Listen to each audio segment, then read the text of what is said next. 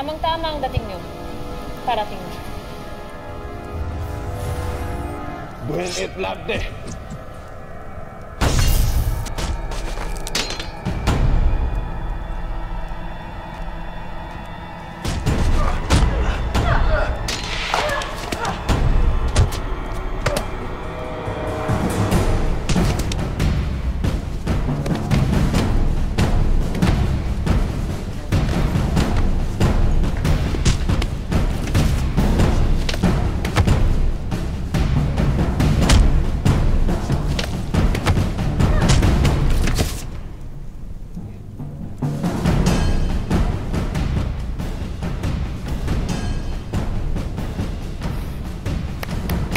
Magaling, amihan.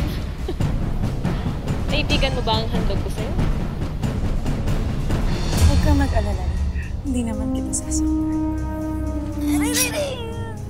Ano pong gagawin niyo sa buko? Huwag ka na lamang magtanong. Siya na ba ang damang hinihingi ko sa'yo? Siya nga mahal na rin. Napakaganda ng iyong mga daliri.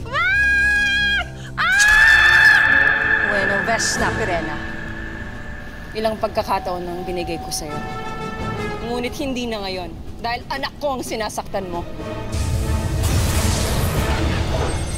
Binabawi na ng aking brilyante ang iyong hininga. Bilang kaparusahan sa ginawa mo kay Lyra.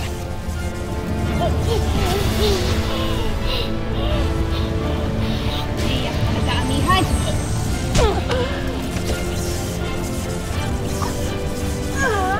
Walang higit na mas mabangis sa isang ina tulad ko kapag ang kanyang anak ang sinasaktan. Kaya ihanda mo ng sarili mong mamatay, Pirena.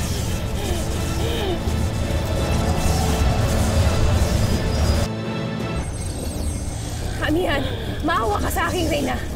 Huwag mo itong gawin sa sarili mong kapatid. Ang aking kapatid na malupit at hindi nakakilala ng matuwid. Ang aking kapatid na hindi nagdalawang isip na saktan ng kanyang anak. Kaya tama lang sa'yo to, Pirena. Tama lang na ipadala kita sa Devas nang matigil na ang iyong kasamaan. Kung mamamatay si Pirena, hindi mo na makikita muli ang iyong anak na si Lyra. Ngunit kung ititigil mo ang iyong ginagawa, nangangako ako, amihan. Ako mismo ang magdadala sa'yo sa kanya. Oo, amihan.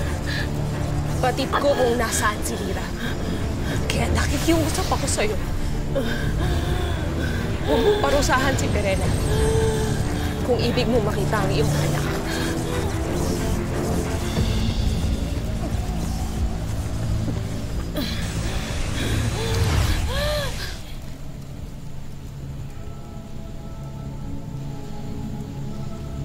Kapag ako niloko mo, hindi ako magdadalawang isip na tanggalan ka ng hininga.